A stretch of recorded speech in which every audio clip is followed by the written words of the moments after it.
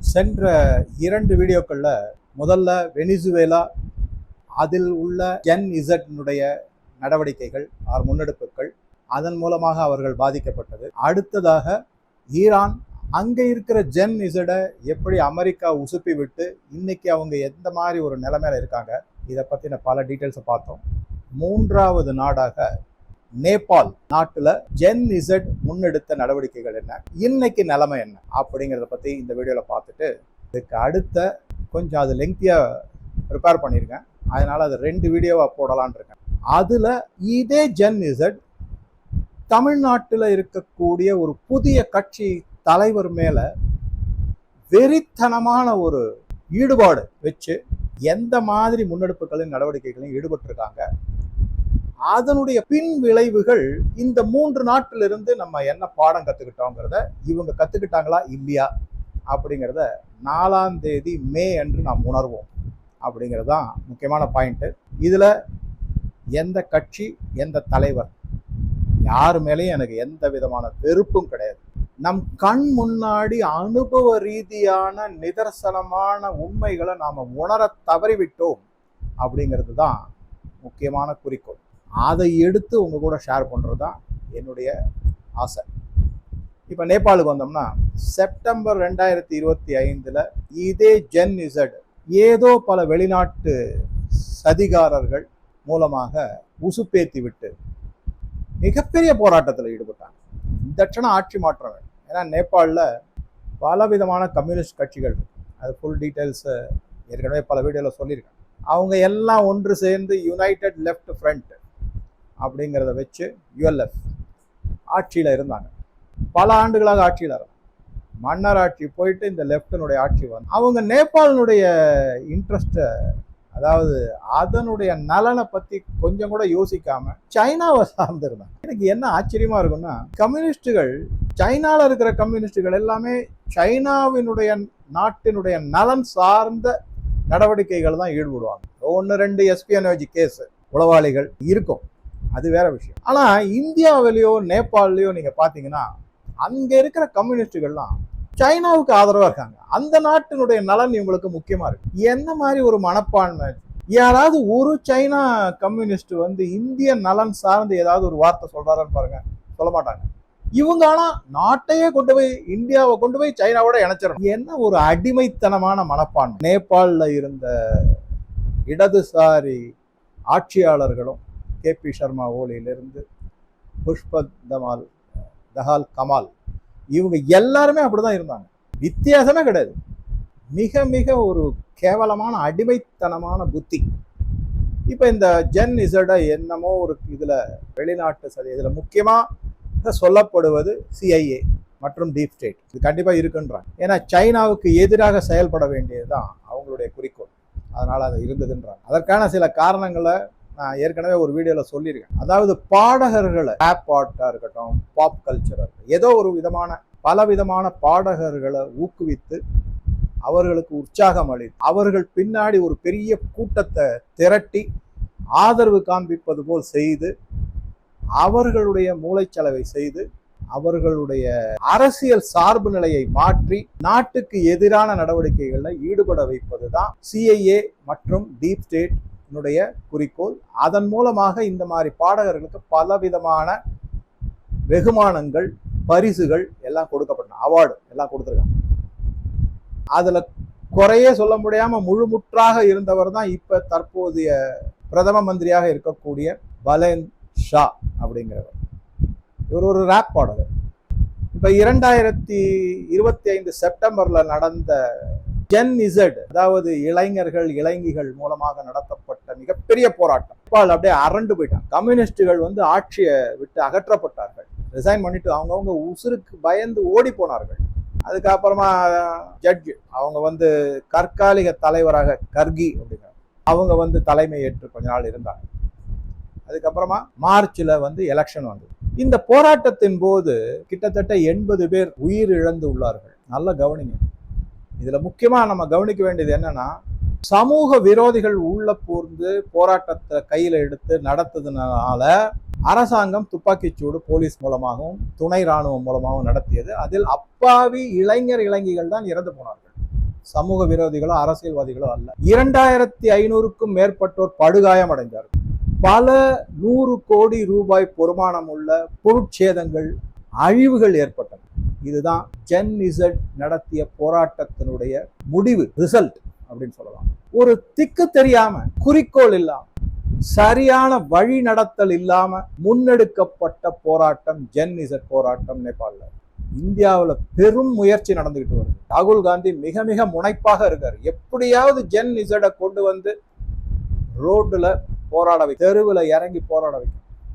உயிர் சேதம் ஏற்படும், பொருட்சேதம் ஏற்படும். அதன் மூலமாக இப்ப இருக்கிற மத்திய அரசு, பாஜக அரசு கெட்ட பெயர் வர வேண்டும், அவதூறுகளை பரப்ப வேண்டும், ஆட்சியை அகற்ற வேண்டும். இதுதான் அவங்களுடைய குறிக்கோள். அதை நடக்க விடாம பாத்துக்கிட்டு இருக்கு. குறிப்பா ஜென் இசட் இதுல மயங்கவே இல்லை இந்தியாவை பொறுத்த வரைக்கும். ஆனா சமீபத்துல நான் போன 2-3 வீடியோல சொல்லியிருக்கேன், யுஜிசி யூனிவர்சிட்டி கிராண்ட்ஸ் கமிஷன் அதற்காக கொடுக்கப்பட்ட வழிமுறைகள், அதுல ஜாதி பிளவு ஏற்படுவது போன்ற பல கருத்துக்களை இந்திரா ஜெய்சிங் என்ற நாட்டுக்கு எதிராகவே செயல்படக்கூடிய, காங்கிரசுக்கு ஆதரவான, வெளிநாட்டு கைகூலியான ஒரு வக்கீல் பலவிதமான முன்னெடுப்புகளை இந்த ரோஹித் வெமுலா என்கிறவருடைய கேஸை பேஸா வச்சு அவர்களுடைய தாயார் சொன்னது போன்று இந்த அம்மா இந்திரா ஜெய்சிங் எல்லாத்தையும் சொல்லியிருக்காங்க.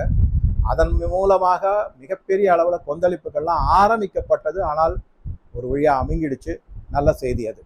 இப்ப நம்ம இந்த நேபாள் இஷ்யூ வந்தோம்னா, கம்யூனிஸ்டுகள் ஆட்சியிலிருந்து விலகிட்டாங்க. ஆனா என்ன ஆச்சு அப்படின்னு பாத்தீங்கன்னா, மிகப்பெரிய அளவிலான வெற்றி இந்த ரேப் பாடகர் பாலேன் ஷா.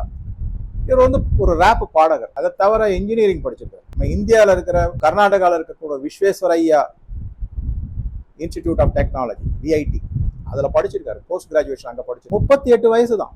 ஜென் இசட்ல கரெக்டா ஃபிட்டர். ஜென் இசட் போராட்டம் நடந்துகிட்டு இருக்கு. இவர் நேரடியா போராட்டத்துல ஈடுபடல, ஆனா தூண்டி விட்டுட்டு இருக்காரு. தன்னுடைய சமூக வலைதளங்கள், எக்ஸ்ல பதிவு போடுறாரு, இன்ஸ்டாகிராம்ல பதிவு. அதுலயுமே எப்படி போட்டாருன்னா, நான் நேரடியாக உங்களிடம் எதுவுமே சொல்ல முடியாது, மறைமுகமாக உங்களுக்கு ஆதரவு தருகிறேன், இப்படி எல்லாம் சொன்னார். வெறும் சாதாரண ஒரு ரேப் பாடகர் காட்மாண்டுல மேயராக தேர்ந்தெடுக்கப்படும். இந்த மாதிரி பின்னணி எல்லாம் இருக்கு. அமோக வெற்றி பெற்றார். கிட்டத்தட்ட 275 மொத்த எம்பிக்கள்ல 182 எம்பிக்கள் இவருடைய ராஷ்டிரிய சுதந்திரா பார்ட்டி, ஆர்எஸ்பி அப்படிங்கிற பார்ட்டியில வெற்றி பெற்று ஆட்சிக்கு வந்தாங்க. இவர் தான் பிரதம மந்திரியா ஆனார், பதவியேற்றார். என்னென்னலாம் சொல்லி வந்தாரு? 100 வாக்குறுதிகள் கொடுத்தாரு. தேர்தலில் 100 வாக்குறுதிகள் கொடுத்தாரு. அந்த 100 வாக்குறுதிகளை 100 நாட்களை நிறைவேற்றுவேன்னு வேற சொல்லியிருக்காரு. ஒண்ணுமே செய்யல. அதுதான் உண்மை. இந்த ராப் பாடகரை போராட்டத்துக்கு உள்ள நுழைச்சு அவரை பிரதம மந்திரி வரைக்கும் கொண்டு வந்திருக்காங்கன்னா, சிஏஏனுடைய விளையாட்டு, திறமையான விளையாட்டு. நான் சொன்ன மாதிரி அந்த வீடியோ தயவு செஞ்சு நீங்க என்ன பண்ணுங்க, முன்னாடி ஒரு வீடியோ போட்டிருக்காங்க. மியூசிக் அவார்ட்ஸ் எப்படிலாம் கொடுக்குறாங்க, யார் யாருக்கெல்லாம் கொடுக்குறாங்க, அவங்க அந்த நாட்டுக்கு எதிராக எந்தெந்த மாதிரி நடவடிக்கைகள்லாம் ஈடுபட்டிருக்காங்க. ஒரு வீடியோ தனியா போட்டிருக்காங்க, இது சில மாதங்களுக்கு முன்னாடி. அதை போய் பார்த்தீங்கன்னா இந்த பாலேன் ஷாவை பத்தின அந்த மாதிரி தகவல்கள் எல்லாமே உங்களுக்கு நல்லாவே தெரிய வரும். சரி, முதல்ல அவர் என்ன சொன்னார் அப்படின்னா, ஜீரோ கரப்ஷன், கரப்ஷனே கிடையாது அப்படின்னு. அதுக்கப்புறம் என்ன சொன்னாருன்னா, வேலை வாய்ப்பை நான் அதிகரிப்பேன். அதுக்கப்புறம் என்ன சொன்னாரு, கவர்னன்ஸ், த பெஸ்ட் கவர்னன்ஸ், அரசாட்சி மிக அருமையாக செய்யும், எந்த குறைபாடும் இல்லாம. இங்க கூட சொல்லிட்டு இருக்காங்களா, எந்த கொம்பனாலையும் குறை சொல்ல முடியாது ஆட்சி. அது மாதிரிதான் அவரும் சொல்லியிருக்காரு. எல்லாம் அவர் சொன்னாரு. அவுட்புட், அவர்கிட்ட இருந்து வெளிப்பட்ட நடவடிக்கைகளோ முடிவுகளோ என்ன அப்படின்னு பார்த்தா மிகப்பெரிய ஓட்டை, ஜீரோ அப்படிங்கிறது தான் உண்மை. இதுல ஜென் இசட் எந்த மாதிரி ஒரு கவர்ச்சிகரமான பொய்யுரையை அவங்க முன்னாடி வச்சு அவங்கள கவர்ந்திருக்காங்க அப்படின்னு பார்த்தோம்னா, அது அப்படியே இங்கேயும் நமக்கு அப்படியே கம்பேர் பண்ணலாம். தமிழ்நாட்டுக்கும் பல மக்கள் லட்சக்கணக்கான கோடிக்கணக்கான மக்கள் என்ன சொன்னாங்கன்னா, எங்களை பொறுத்த வரைக்கும் எங்க தொகுதியில யாரு வேட்பாளர் என்ற கவலை எங்களுக்கு இல்லவே இல்லை. எங்களை பொறுத்த வரைக்கும் பாலேன் ஷா தான் எங்களுக்கு வேட்பாளர், அவர் ஒருத்தர் தான் வேட்பாளர், அவருக்காக நாங்க ஓட்டளிக்கிறோம். நீங்க இங்க கேட்டிருப்பீங்கல்ல, மதுரை கிழக்கு நான், மதுரை தெற்கு நான், மதுரை மத்தி நான் சொன்னாரா இல்லையா? அப்ப 234 தொகுதிகளிலுமே வேட்பாளர்களை பத்தின எந்த விதமான தகவலும் தேவையில்லை, மதிப்பீடுகள் தேவையில்லை. நான் ஒத்தந்தான். இதை ஆட்டோகிராட்டிக்னு சொல்லலாமா, இல்ல சர்வாதிகார மனப்பான்மைன்னு சொல்லலாமா? ஆனால் ஜென் இசட் அதுக்கு மயங்கியிருக்காங்க. இதுதான் உண்மை, இதுதான் நிதர்சனம். எப்படி நேபாள உபயோகப்படுத்திய சொல்லாடல்களை அப்படியே காப்பி அடிச்சு இங்க செஞ்சிருக்காங்க தமிழ்நாட்டிலையும் அப்படின்னா, இதன் பின்னணியில் சிஐஏ இருக்கிறது. இதன் பின்னணியில் மிகப்பெரிய ஒரு இயக்கம் இருக்கிறது. தமிழ்நாட்டிலையும் இருக்கு, நேபாளையும் இருந்தது அப்படிங்கிறதா உண்மை. அப்படியே நீங்க கம்பேர் பண்ணி பாருங்க, கொஞ்சம் கொஞ்சமா அனலைஸ் பண்ணி read in between the lines அடிக்கடி சொல்றேன். கம்பேர் பண்ணீங்கன்னா கண்டிப்பா தெரியும். அங்க மக்கள் எங்களுக்கு தேர்தல் வேட்பாளரை பத்தி கவலையே இல்லைன்றாங்க, தலைவர் தான் கவலை. இங்கேயும் அதே மாதிரி தலைவா. என்ன வேடிக்கைன்னா தளபதி அப்படிங்கிறாங்க. அவர் எந்த படைக்கு தளபதியா இருந்தார்? ஏன்னா நானும் நினைச்சே பார்க்க, பெரிய பெரிய ராணுவ அதிகாரிகள்லாம் டவுன் டு எர்த், இத்தனை ஸ்டாரும் பேட்சஸும் அவங்க அதை பத்தி பெருமையா பேசிக்கிறதே கிடையாது. ரொம்ப சாதாரணமா இருக்காங்க. ஏன்னா போர்க்களத்துல உண்மைகளை சந்தித்தவர்கள். ஆக என்ன பார்க்கிறோம் அப்படின்னா, பல விதமான பொய்யுரைகள், நடக்கவே முடியாத சத்தியங்கள். இந்த சத்தியம்னு ஒரு வார்த்தை வரும்போது எனக்கு என்ன தோணுச்சுன்னா, இந்த நேபாளில் இருக்கக்கூடிய தற்போதைய பிரதம மந்திரி பலேன்ஷா அவர்கள் குத்து விளக்கு ஏற்றி பூஜை புனஸ்காரம்லாம் செஞ்சு அதன் மேல சத்தியம் செஞ்சாரு. உங்களுக்காகவே நான் எந்த தவறான செய்கையும் நான் செய்தாலோ இல்லை தவறுகளை கண்டுபிடித்து தடுத்து நிறுத்தி தண்டனை கொடுக்காவிட்டால் என்ன கேள்வி கேட்கலாம். நான் சொன்ன மாதிரி அதுலயும் 0 அவுட்புட் தான் அவரோட. மக்கள் மயங்கிட்டாங்க. இப்ப எந்த நிலைமையில இருக்குன்னா, அதே மக்கள் வெறுப்பின் உச்சத்துல போயிருக்காங்க. ஃப்ரஸ்ட்ரேட்டட் டு த கோர் அப்படின்னு இருக்காங்க. ஒரு மாசம் தான் இருக்கு. மார்ச் 26 கடைசியில பதவியேற்பு. இப்ப ஏப்ரல் முடிய போகுது. ஒரே மாசம் எல்லாம் தவிடுபடியா இருக்கு. மக்களுடைய எதிர்பார்ப்புகளும் நம்பிக்கைகளும். எந்த மக்கள்? ஜென் இசட், அகெயின் திருப்பி சொல்றேன், ஜென் இசட்னுடைய நம்பிக்கைகள் தவிடுபடியாகி, ஏன்னா அவரால் நடத்த முடியல. அதுதான் முக்கியமான செய்தி. அதுக்கு அத்தாட்சியா எதை சொல்லலாம்னா, 2 மந்திரிகள், ஒருத்தர் பதவி விலக வைக்கப்பட்டார், இன்னொருத்தர் தானே பதவி விலகி உள்ளார். இந்த 2 பேருடைய உதாரணத்தை மட்டும் உங்க கூட நான் ஷேர் பண்ணேன். ஒருத்தருடைய பெயர் தீபக் குமார் சஹா. இவர் ஒரு விவசாயியின் மகன், மிக மிக சாதாரணமான.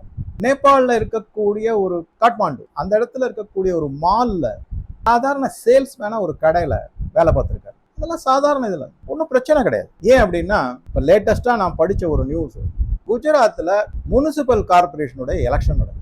அந்த இடத்துல பாஜக அலுவலகத்துல இருக்கக்கூடிய சாதாரண வேலைகள் செய்யக்கூடிய, டீ போட்டு கொடுக்கறது, மக்கள் வந்தாங்க அவங்களுக்கு தண்ணீர் எடுத்து கொடுக்கறது, ஒருவரை கவுன்சிலராக மக்கள் தேர்ந்தெடுத்துள்ளார்கள், வெற்றி பெற்றுள்ளார். பாஜகவில் மட்டுமே நடக்கக்கூடிய ஒரு அதிசயம் என்னன்னா, கடைநிலை ஊழியரும் அங்கு பதவிக்கு வர முடியும் ஜனநாயக முறைப்படி. இப்ப நேபாளுக்கு வந்தோம்னா, சாதாரண கடையில வேலை செஞ்சாரு, அவர் எம்பியா தேர்ந்தெடுத்தாரு, அமைச்சர் ஆனாரு, உள்துறை அமைச்சர் ஆனாரு, இதெல்லாம் இருக்கு. ஆனா என்ன பிரச்சனை அப்படின்னு பாத்தீங்கன்னா, 2-3 ஊழல் குற்றச்சாட்டு வரும். முதல்ல ஒரு எம்பிபிஎஸ் படிக்கக்கூடிய மாணவிக்கு அவர் உறுதி அளிச்சு, நீங்க எனக்கு இவ்வளவு தூரம் பணம் கொடுங்க, எனக்கு தெரிந்த சில டாக்டர்கள் நீங்க படிக்கக்கூடிய காலேஜில் இருக்காங்க, அந்த ப்ரொஃபஸர் எல்லாம் வச்சு நான் உங்களை பாஸ் பண்ண வைக்கிறேன்.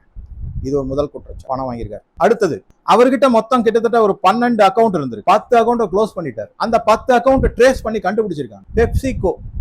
பெப்சிகோலா வருது இல்லைங்களா, அந்த கம்பெனி. அதுக்கப்புறம் பாகிஸ்தான்ல இருக்கக்கூடிய ஒரு நிறுவனம், அது பேர் வரல, ஆனா துருக்கியில இருக்கக்கூடிய டர்கிஷ் ஏர்லைன், இவங்க எல்லாம் மிகப்பெரிய அளவுல எலெக்ஷனுக்கு முன்னாடி இவருக்கு நிதி உதவி செஞ்சிருக்காங்க. Millions of dollars. எதற்காக அந்த நிதி உதவி, யாருக்காக செய்யப்பட்டது, ஆட்சிக்கு வந்த பிறகு அதனுடைய பிரதி உபகாரம் எதிர்பார்க்கப்பட்டதா, இதெல்லாம் இப்ப குறைஞ்சு தேடிக்கிட்டு இருக்கு. 2வது உடனே அவர் என்ன பண்ணாங்க, பலேன்ஷா உறுதிமொழி கொடுத்திருந்தார் இல்லையா, கரப்ஷனே இருக்காது அப்படின்னு, அவரை பதவி விலக வைத்தார். இது இவர் பதவி விலகி 4 நாள்ல இன்னொருத்தர் பதவி விலகிட்டார், சுதான் குருங் அப்படிங்கிறவர். இந்த சுதான் குருங் இவரும் 38 வயசு தான். இவர் பேர்லயும் பலவிதமான ஊழல் குற்றச்சாட்டு. இவரும் பல வெளிநாட்டு நிறுவனங்கள், தொண்டு நிறுவனங்கள், ஜார்ஜ் சோரோஸ், ஓபன் ஃபவுண்டேஷன், சிஐஏனுடைய அவுட்பிட், இந்த மாதிரி பலதுல இருந்தும் லட்சக்கணக்கான கோடிக்கணக்கான டாலர் இவருடைய அக்கௌண்ட்ல, பேங்க் அக்கௌண்ட்ல பல அக்கௌண்ட் எல்லாம் மூடி மறைச்சு அதெல்லாம் க்ளோஸ் பண்ணியிருக்காரு.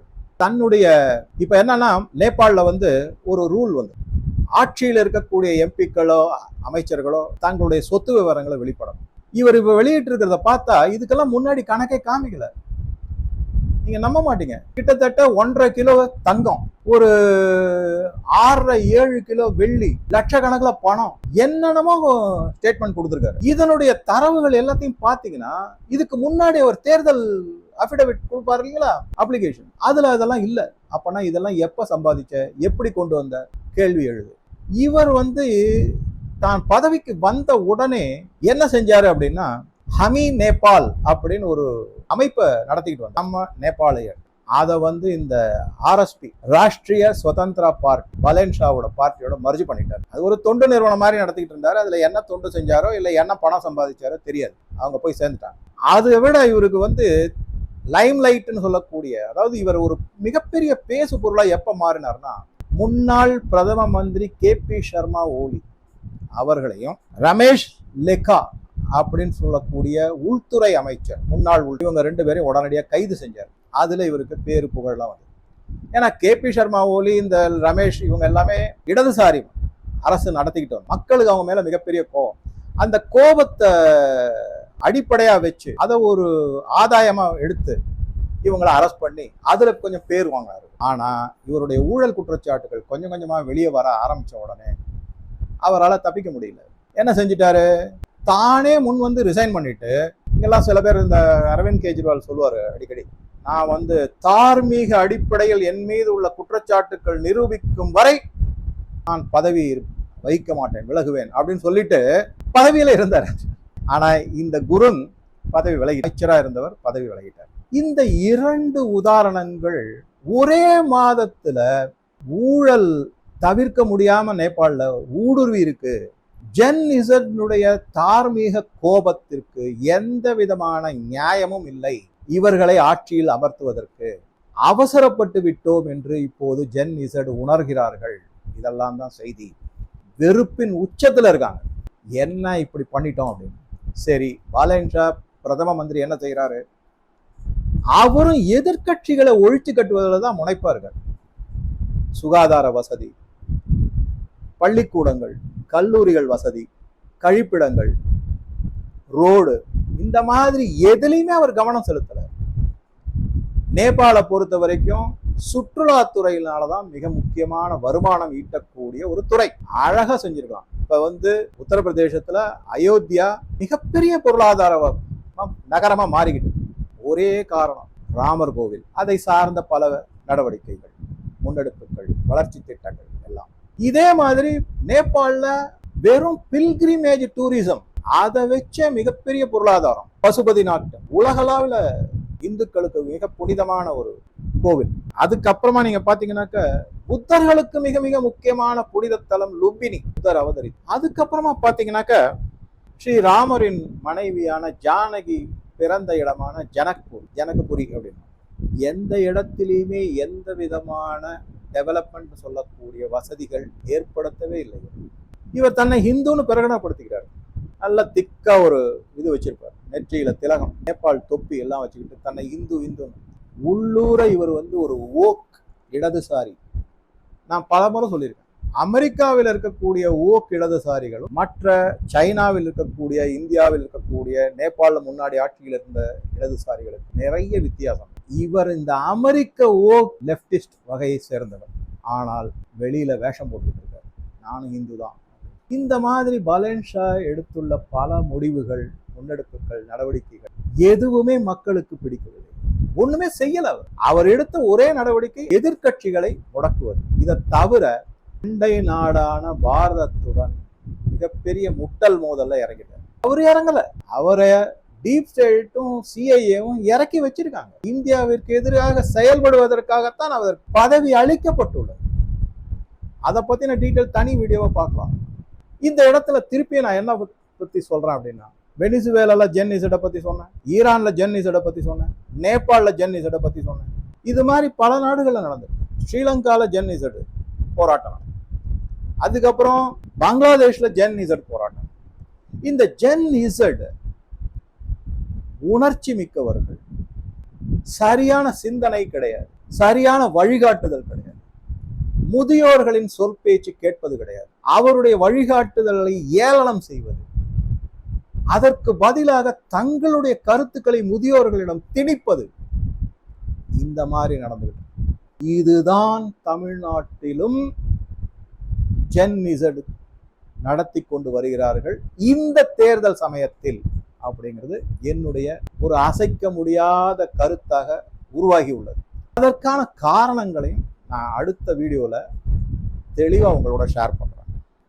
இதுக்கு நடுவுல வழக்கம் போல ஈரான் அமெரிக்கா இஸ்ரேல் போர் மூலமாக ஏற்பட்டுள்ள எண்ணெய் பிரச்சனை, இதனால என்ன ஆயிருக்குன்னா மக்கள் மிகப்பெரிய அவதிக்கு உள்ளாயிருக்காங்க. விலைவாசி ஏற்றம், பொருட்கள் கிடைப்பதில்லை, பொருட்களுடைய தட்டுப்பாடு, இந்தியாவுடனான வர்த்தகம் எல்லாம் மிகப்பெரிய பாதிப்புக்கு உள்ளாயிருக்கு. ஸோ அதெல்லாம் பின்னாடி பார்க்கலாம். ஸோ இந்த வீடியோவில் நான் உங்கள் முன்னாடி வச்சிருக்கிற கருத்துக்களோட உங்களுடைய கருத்துக்களை பதிவிடவும். நன்றி, வணக்கம்.